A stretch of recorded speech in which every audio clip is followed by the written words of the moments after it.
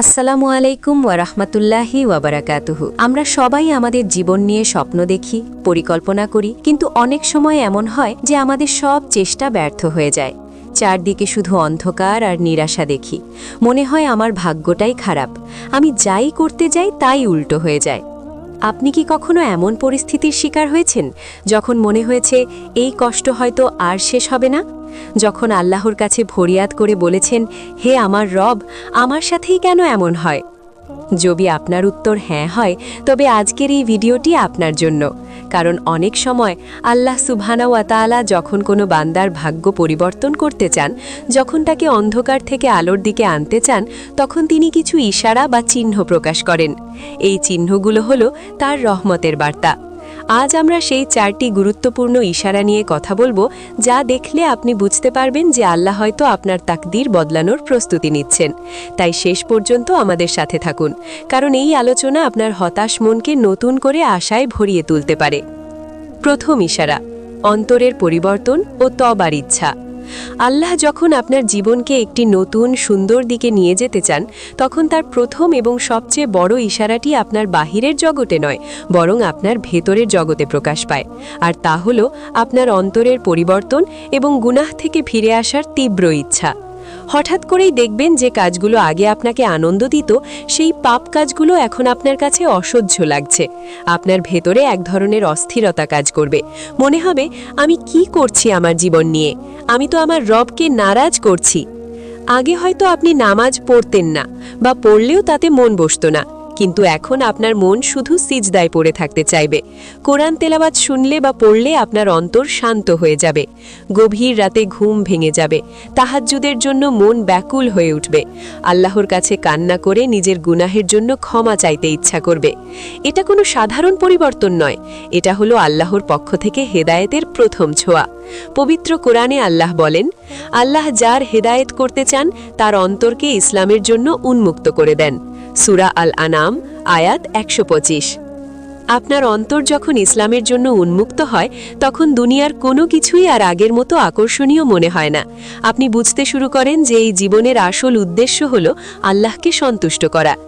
ইতিহাসের দিকে তাকান। হযরত উমর ইবনুল খাত্তাব রাদিয়াল্লাহু আনহুর কথা চিন্তা করুন।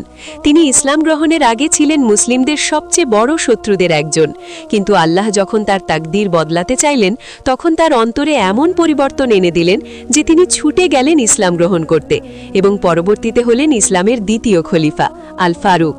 তাই যদি আপনি আপনার ভেতরে এই পরিবর্তন অনুভব করেন, যদি আপনার মন গুনাহের জন্য অনুতপ্ত হয় এবং আল্লাহর দিকে ফিরে আসতে চায়, তবে শুকরিয়া আদায় করুন, কারণ এটা সবচেয়ে বড় চিহ্ন যে আল্লাহ আপনাকে ভালোবাসেন এবং আপনার জীবনের মোড় ঘুরিয়ে দিতে চান। দ্বিতীয় ইশারা, কঠিন পরীক্ষার পর পরীক্ষা আসা। দ্বিতীয় ইশারাটি হয়তো আপনার কাছে অদ্ভুত বা কষ্টদায়ক মনে হতে পারে, কিন্তু এটি তাকদীর পরিবর্তনের অন্যতম একটি শক্তিশালী লক্ষণ। আর তা হলো আপনার জীবনে হঠাৎ করে কঠিন পরীক্ষা এবং মুসিবত বেড়ে যাওয়া। আপনি হয়তো ভাবছেন, আল্লাহ আমার ভাগ্য ভালো করতে চাইলে আমার জীবনে কষ্ট কেন দেবেন? এর উত্তরটা অনেক গভীর।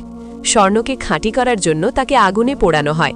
আগুনের তাপে স্বর্ণ থেকে সব ময়লা দূর হয়ে যায় এবং এটি খাঁটি ও মূল্যবান হয়ে ওঠে। ঠিক তেমনি আল্লাহ যখন কোনো বান্দাকে ভালোবাসেন এবং তাকে উচ্চ মর্যাদা দিতে চান, তখন তাকে পরীক্ষার মাধ্যমে খাঁটি করে নেন।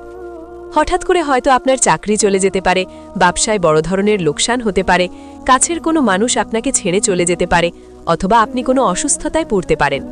চারদিক থেকে যখন বিপদ আসতে থাকবে, তখন শয়তান আপনাকে ওয়াসওয়াসা দেবে যে দেখো, আল্লাহ তোমাকে ভুলে গেছেন। কিন্তু মুমিনের দৃষ্টিভঙ্গি ভিন্ন। সে জানে এই পরীক্ষাগুলো আল্লাহর পক্ষ থেকে রহমত। এই পরীক্ষার মাধ্যমে আল্লাহ আপনার গুনাহ মাফ করে দেন। রাসূল সাল্লাল্লাহু আলাইহি ওয়াসাল্লাম বলেছেন, মুমিনের উপর যে কোনো কষ্ট, রোগ, দুশ্চিন্তা, উদ্বেগ বা পেরেশানি আসে, এমনকি তার শরীরে একটি কাঁটা ফুটলেও তার বিনিময়ে আল্লাহ তার গুনাহ ক্ষমা করে দেন। বুখারী ও মুসলিম। 2. আপনার মর্যাদা বৃদ্ধি করেন। এই পরীক্ষায় ধৈর্য ধারণ করার মাধ্যমে আপনি আল্লাহর কাছে আরও প্রিয় হয়ে ওঠেন। 3. আপনাকে আরও শক্তিশালী করেন।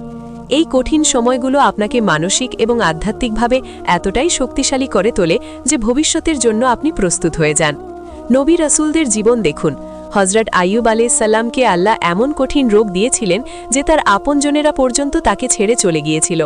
হজরত ইউসুফ আলাইসাল্লামকে ভাইয়েরা কূপে ফেলে দিয়েছিল, তিনি বিনা দোষে বছরের পর বছর জেল খেটেছেন।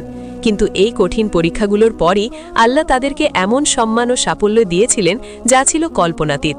সুতরাং যদি আপনার জীবনে একের পর এক পরীক্ষা আসতে থাকে তাহলে হতাশ হবেন না, ভেঙে পড়বেন না, বরং সবর করুন, ধৈর্য ধরুন এবং আল্লাহর কাছে সাহায্য চান। কারণ ঝড়ের পরই আকাশ পরিষ্কার হয়, আর এই পরীক্ষাই হয়তো আপনার জীবনের সেরা বদলের পূর্বাভাস।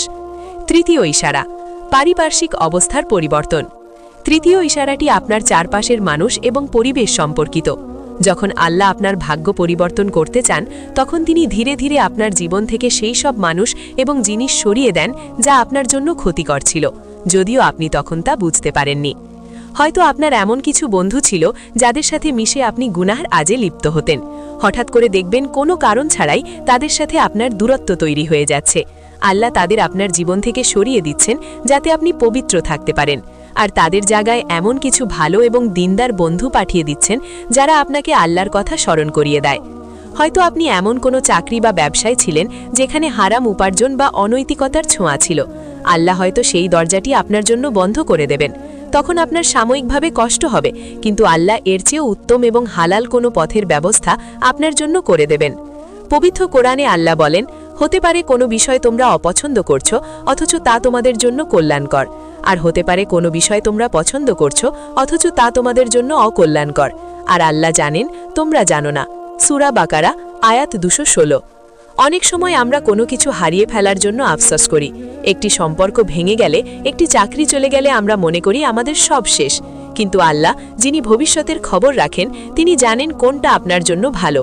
তিনি একটি দরজা বন্ধ করেন যাতে আপনার জন্য এর চেয়ে উত্তম হাজারটা দরজা খুলে দিতে পারেন। তাই যখন দেখবেন আপনার জীবন থেকে কোনো কিছু বা কেউ হারিয়ে যাচ্ছে, তখন আল্লাহর পরিকল্পনার উপর ভরসা রাখুন। বিশ্বাস করুন, তিনি আপনার বাগান থেকে আগাছা পরিষ্কার করছেন যাতে সেখানে সুন্দর ফুল ফুটতে পারে।